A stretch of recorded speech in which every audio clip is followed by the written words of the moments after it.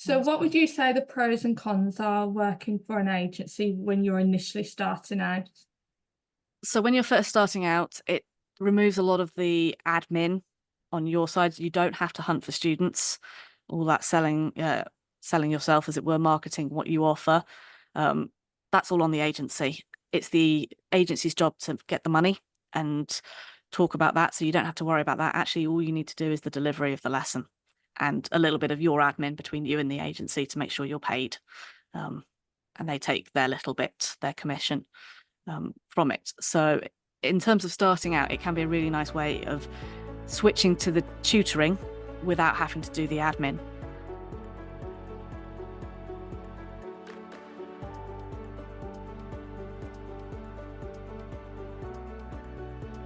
Hello, my name's Jenna. I'm an online primary tutor and today I'm talking to Helen about how to quit teaching and become secondary tutor of the year. If you are a secondary tutor, let me know in the comments down below. I'd love to hear from you. Thank you very much for joining me today, Helen.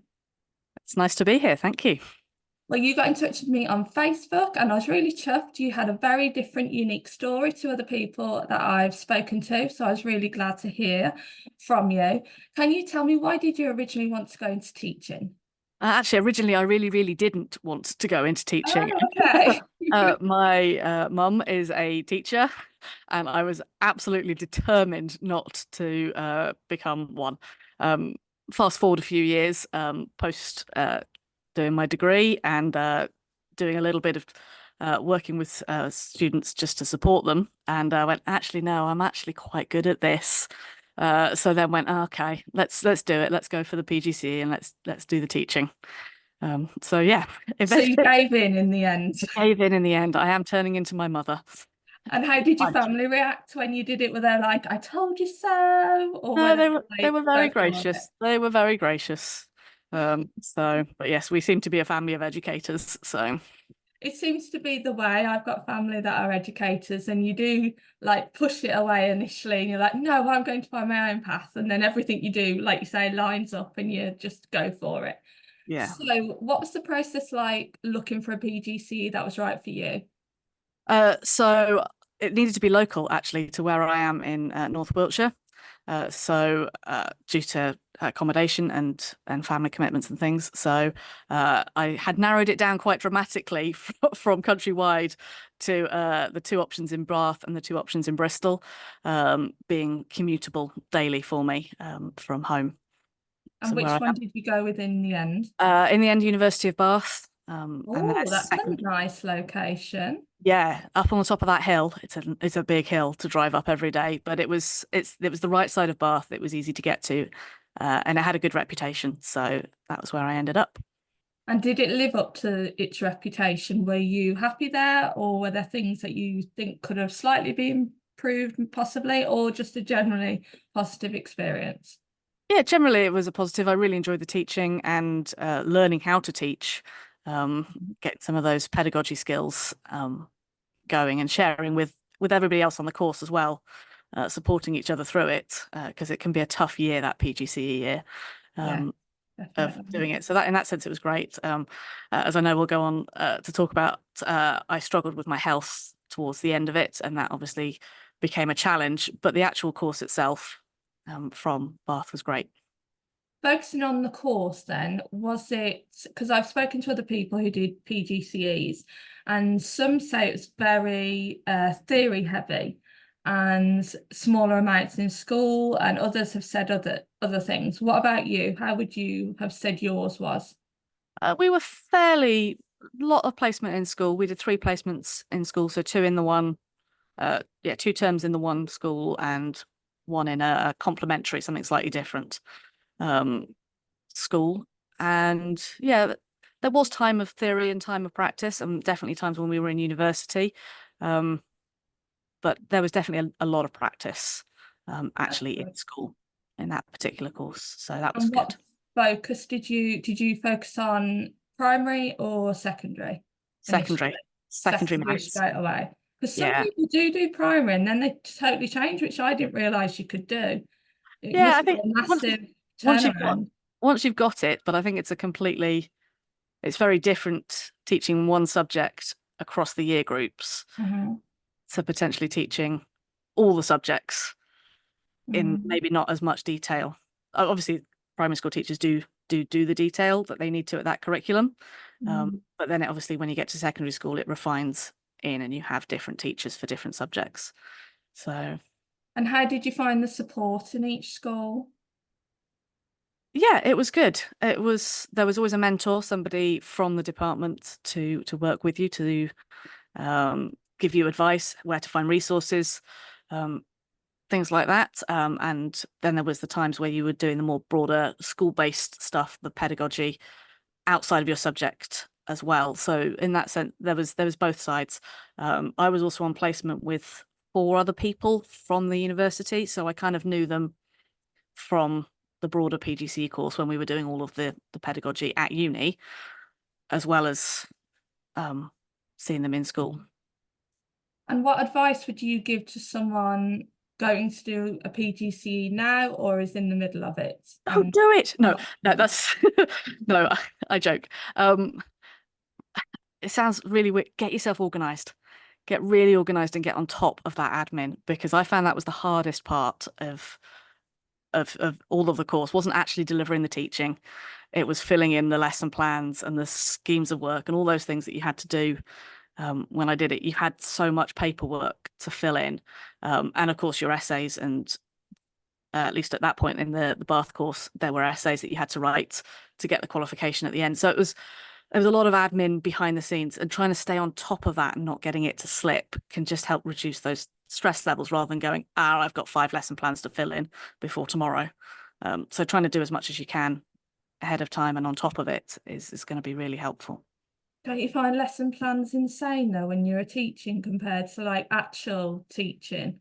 Yeah, Like the amount of effort you had to put into one lesson, and you didn't have time for all that. Like when you well further down the line, like in whatever teaching role you go into, you haven't got time to do like a 4-page no, lesson plan. it's all evidence for for getting the qualification, isn't it, at the end? So it's Definitely. grin and bear it. But the more you can do to get organized on that one is gonna help. Yeah.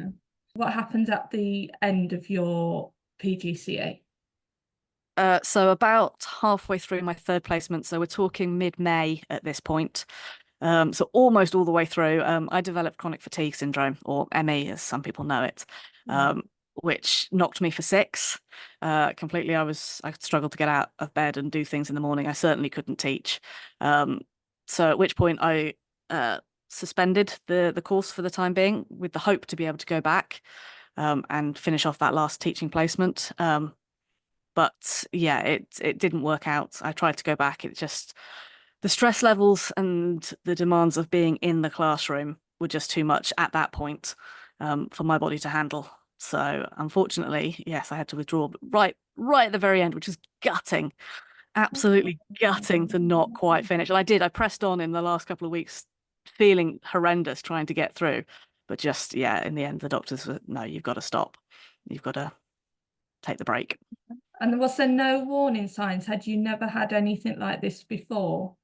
There were, yeah, I struggled a little bit with fatigue and anxiety, but never to that extent. Never to that extent. And potentially keeping pressing on through that busy year of the PGCE, and potentially slightly nuttily, I got married that year as well. Um, yeah, don't do that. Don't get married into your PGCE in the You know, same. the amount of teachers that do that during their Yeah, PGCE or a really stressful year, and I'm like, is yeah. that a good option? It's already stressful enough. Obviously, wouldn't have ever was quite happy to be married, still happily married to my husband. Definitely the right thing to do, but maybe the timing of it, looking back, was not the wisest. Um, but there we Oh, go. That was it. So yeah, I withdrew um, in the May, yeah, end of May, beginning of June sort of time, oh. and tried to go back about a year and a half later when I'd recovered a bit. But it just started to flare up all the same symptoms, and it's kind of like, yeah, just don't put yourself under Oh, that's stress. really sad. So did you take a bit of time out at that point then? So I took a few months out until about the October, and at which point I picked up some tutoring to keep my hand in education, to keep my skills of how to teach fresh. But I was obviously not doing as many hours. I was allowed to be quite flexible with that. when I first started, just a couple of students to begin with, um, so I could work around my health and my recovery as I picked up the tuition. And so kind of stepping back a bit then, how did you even hear about tutoring? Did you know someone that did it, or had you read about it, or some other way?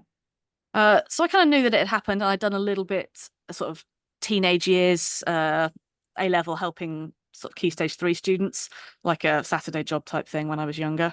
But actually, it was the local newspaper. Yes, I'm that old, but we had a local newspaper delivered at that point, just a freebie through the door. And I was looking for a little bit of part-time work as I recovered, just to keep my hand in. And a local agency was advertising for tutors. So I got in contact, and they were happy to take me on with the reference from the university. And yes, I started doing a little bit of that and have now been tutoring for 14 years. Wow. So if we talk about tutoring with an agency then, because Yeah. have you now progressed onto your own business, or are you still with agency at the minute? I'm pretty much myself. I have a little bit of work, alternative provision work. So Uh-huh. students that can't be in school for Okay. whatever reason, whether it's a SEND issue or a mental health issue. I do some of that through an agency because then I don't have to do as much paperwork. But most of my other students, my evening work is all private, it's all myself. Okay, so if we go back to the beginning then, you applied to the agency. What was the process like applying to the agency? Was it, I personally found it a lot easier than applying to teaching jobs, because Absolutely. teaching jobs are insane. The paperwork, the observations, the meetings. No wonder people get exhausted like trying to find a teaching job. But what was your experience with the So tutoring? for tutoring, there was an application form. Actually, I Mhm. think I rang. Obviously, this is 14 years ago, so we're testing my brain now. I believe I rang to check that they would and spoke to the lady at the agency that they would be okay with me not holding QTS, having finished my PGCE, and they said that that was fine. But then other than that, it was an application form and references to support the fact that I can teach. So one of them was my mentor at university during my PGCE year. Um, I can't remember who the other one was.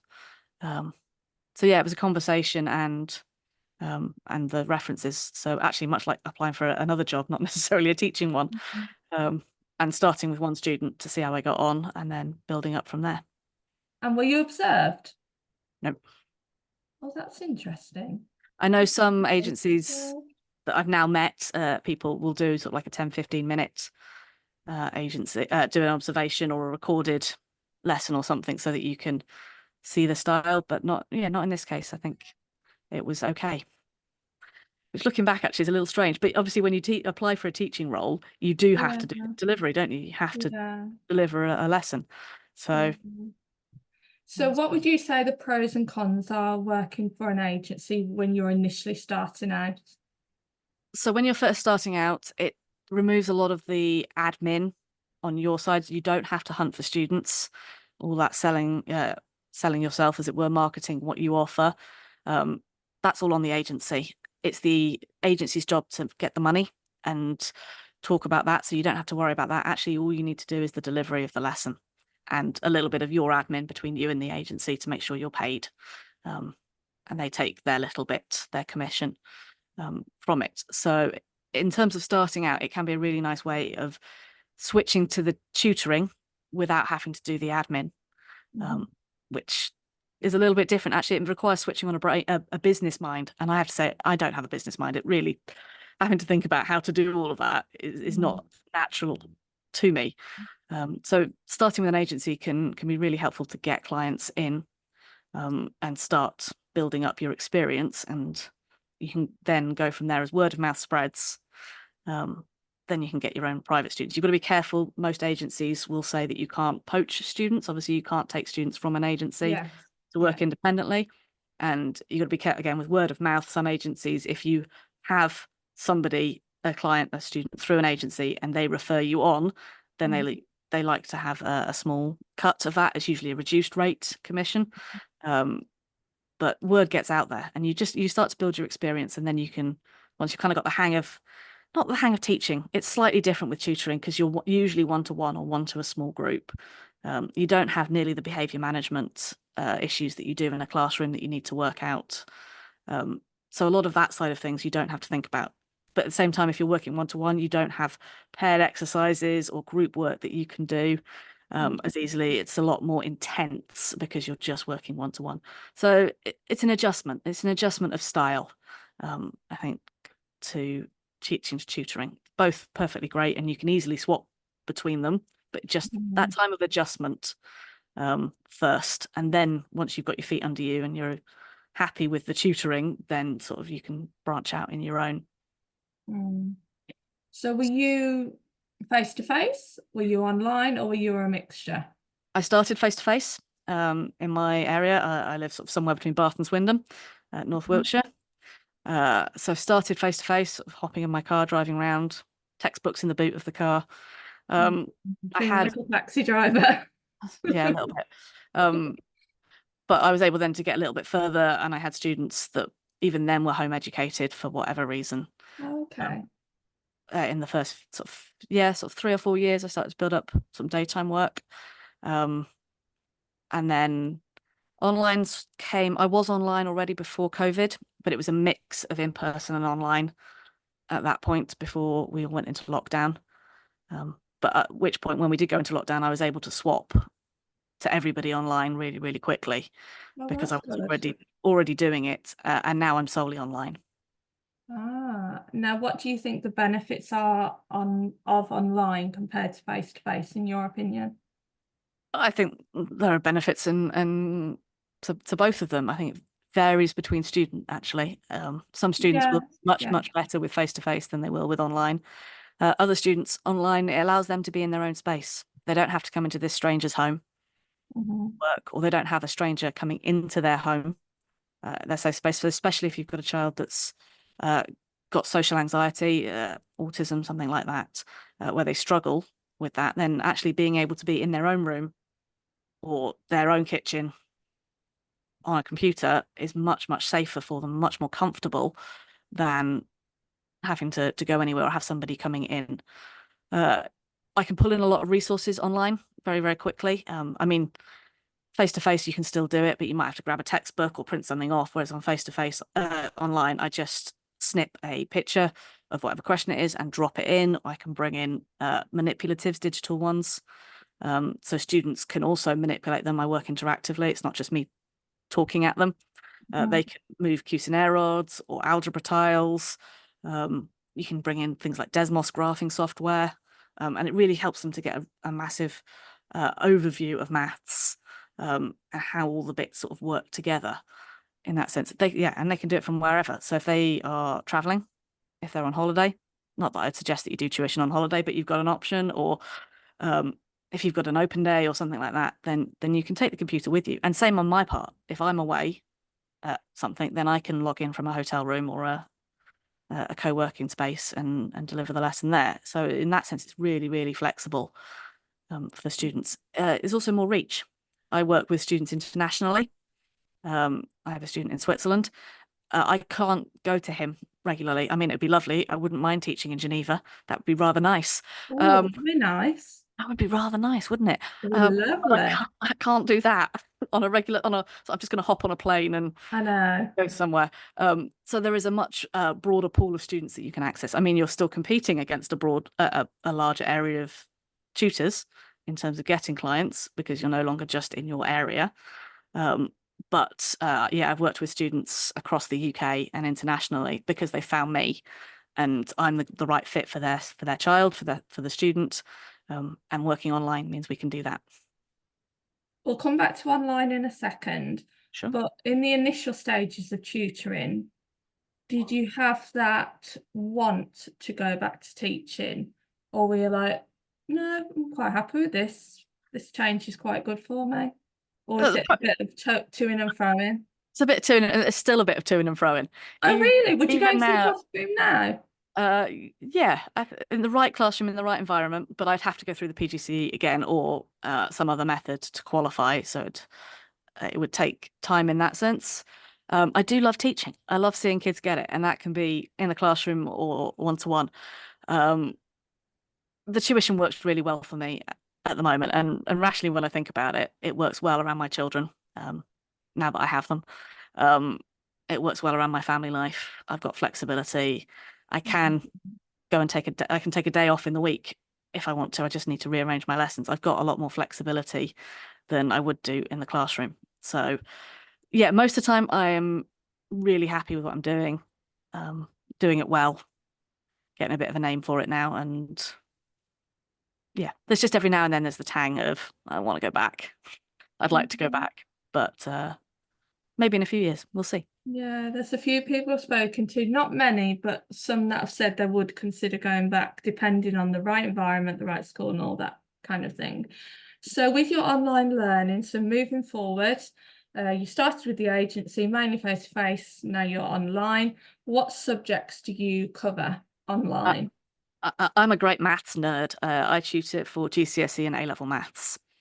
And how would you, because you mentioned interactive, how do you make it interactive, like in more detail? So do you use interactive resources on websites or do they use physical resources? Because obviously when they're older, they've got a lot more content to cover and it's a lot more written, but you want to keep engaging for yourself as a tutor as well. So Yeah. how has that progression of your knowledge really of online learning developed? Oh, some of that's been as the tools have developed. Certainly over the last Oh, yes, of course. over the last 5 or 6 years, I think seeing what's accessible out there, what we've got Mm. that we can use online, has really, really grown. So I use a program called Pencil Spaces. Um, Heard of that one? they're lovely. So it's an interactive whiteboard. So the student logs in using a URL on their end, and I log in on my end. And the only bit of kit I ask students to get is a digital writing pad. So kind of like an A5 sheet and a pen, and you plug it in via USB to your computer, and it allows you to write, and it matches that writing on the whiteboard. So I'm writing questions, they're writing questions, they're responding to the questions. If I put a question up, they can then work it out. So I'm really Oh. able to see there and then as they're working through, okay, that's where the problem is. Okay, go back a step. You've made an error in that line. Go and so I can really target where the things are that are going wrong early on. So they might have the general idea of what the question's asking them to do, but they make a small error or they've misunderstood. Okay, this means that I've got to do that somewhere. So I can really go and target those things. The more we get into A level, the less sort of Mm. tools we use. I mean, some. It tends to go more to the graphing software at that point. So Desmos is available through Pencil Spaces. So if I'm doing a lesson on graphs, I can throw up a Desmos graph. I can type in live a graph, an equation, and it'll plot the graph for me. And I can see minimums and maximums. And I can plot several graphs and show things moving around. So in that sense, it's very interactive. And the student can do that. I can open up a Desmos window and the student can type in things and see what's happening. With that sense, it's a fantastic tool because it allows you to bring in those manipulatives and you put them on the whiteboard and the student can move them around and get their understanding. Yeah, there's just so many different tools out there now that that I you can think use. since lockdown, it's just gone, Yeah, hasn't it, in terms of online learning? And so many people have different lifestyles now. Like you say, we're being flexible. People aren't staying in one place for long no. nowadays. The lockdowns made people think everything over again, really. So have you, since you've obviously developed your tutoring, have you done any of the training to support your tutoring knowledge? Yes, so I quite regularly try and get into the CPD that I can. So I did a level 3 in education and training through Qualified Tutor. Actually, I was one of the guinea pigs for that when they first set it up. That was really useful to think about the pedagogy of tutoring as opposed to teaching and where it differs and where it's the same. And so I do that. I did regularly do my safeguarding training just to keep in the loop on that. I'm hoping to get to Maths Conf, which is run by Complete Maths later in the year. They do 3 a year. Oh, okay. Teachers sharing their experiences and how they teach and learning from each other sometimes. And the exam boards are there, and that can be really useful to see different ways of doing things, and then I can put them into practice myself and see if they work for what's going on.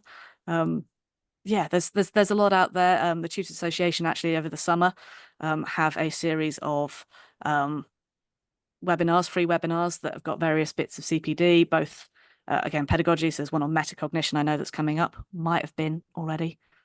There are some on how you run group sessions. There are some on how you support neurodiverse learners. There's a whole bunch of those. Qualified tutors I mentioned who I did my level 3 through.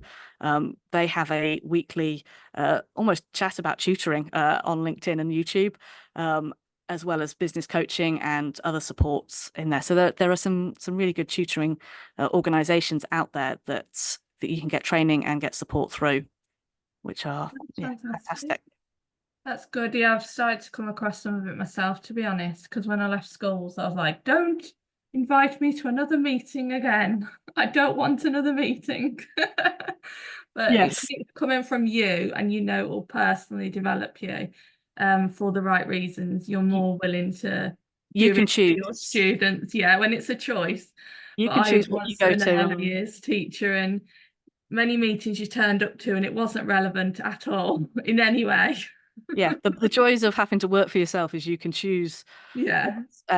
what you invest in, what CPD you want to go. So if you want to go and do some more, you're interested in supporting students with ADHD, then you can go and find some training for tutors or supporting students with ADHD. Or if you want to know more about schema theory, then you can go and find it. There are things out there, but it's your choice what you want to develop or what you realize that you need to develop. What naturally comes up. Yeah, or I'm not so comfortable with this. Let's go and see if I can find another way of teaching that. And it's actually just nice to have company. The one thing we don't get as often as independent tutors is a staff room. You don't No. have a department office. You don't have a staff room to go to anymore to go and say, how do I do this? Or oh, wasn't that a terrible day? And things like that. So actually through some of these communities, Qualified Tutor, the Tutor Association, there are Facebook groups out there that I am a part of. You can actually have a bit of a vent if you need to. You can find friends in there that are in the same field who know exactly how it feels to have one of those lessons that just didn't go the way you wanted it to. And you can, it's just nice to be able to connect and support each other that way. Definitely. So before we finish off with our last few questions, what advice would you give to a new tutor just starting out? So probably two major things. Firstly, get connected to other tutors. Find other tutors that are willing to support you, to give you advice that you can go to when you've got a question. I've mentioned Qualified Tutors Association. There are Facebook groups. I think you and I are both part of Richard Cowell's Grow Your Tutoring into a Full-Time Business. That's a fantastic community. There are more subject-specific ones. There are a couple of STEM ones in there on Facebook that you can search for if you want to be more specific with your subjects. So they're really good for getting connected and asking from tutors who have been doing it for lots and lots of years how they do it, how it works. No such thing as a silly question in those. The second thing is probably have a thing about admin. Get your admin sorted. So get strong terms and conditions in place. So things like cancellation policy and how students are going to pay you and what the deal is, how do you connect, all those sorts of things. Get terms and conditions in place, because then if you send those out as you start, then parents know exactly what to expect from you and what the deal is. And then they can't argue if they say, well, I cancelled, but no, you didn't cancel with enough notice. So it's chargeable and it's in the terms and conditions and you've agreed to those in starting conditions. So getting invoices, however you decide you're going to get paid, getting all of that sorted so that you can do it quickly and easily. I've invested in Tutorbird, which is an invoicing and booking calendar software for tutors. And now my invoices get sent out automatically. I don't even have to look at them. Good. So it's taken what was a couple of hours of working out when all my students were going to be and plugging it into a Word document and sending that out and then having to collect all them. That's all now automated pretty much. I don't have to think about it. I mean, I check it every now and then, make sure it's all okay. But the more things like that that you can get automated, get organized, then the easier it is to spend time doing the tutoring, not having to do the admin at all hours of the day. Yeah, it's really good to get those processes in place. If you are a new tutor, make sure like Helen said, to get your terms and conditions, which are essentially your rules for your business and how they run. Because often tutors just start and don't really think about it. And the amount of times you probably see it as well on groups that things happen and it can get very awkward Yeah. if you don't have those clear boundaries in place, because at the end of the day, you are a business and you have to work as a business, basically. So tell me how you became the secondary tutor of the year.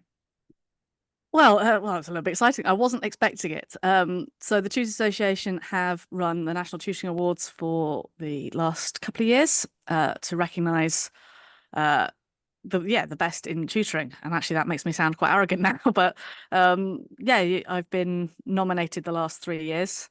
Last 3 years, this year and the previous two, so 2022, 23, and 24. This year was judged by the judges for winning the secondary tutor of the year. And how did that feel? Actually, it hasn't. I mean, it has just about sunk in now, but it hasn't at the same time. I was not expecting it. I mean, it was an honour to just be shortlisted, and the names of the tutors that were also up for it. Well, there were some fantastic names in there.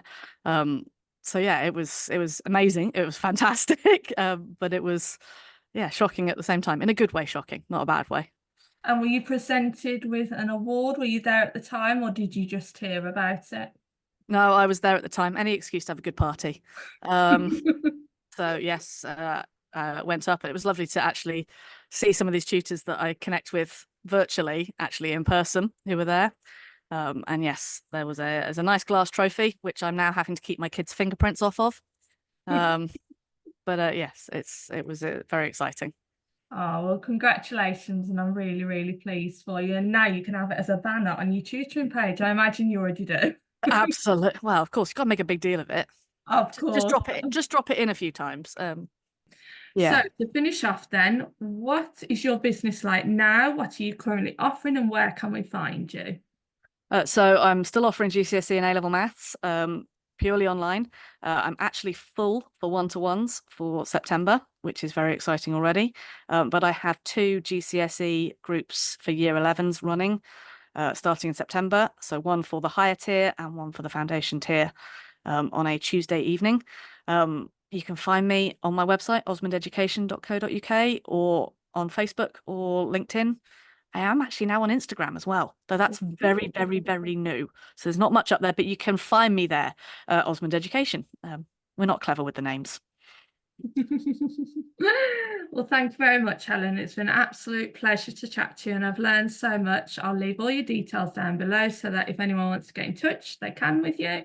And thank you again for chatting to me. I really, really enjoyed it. And I did too. Thank you ever so much for having me.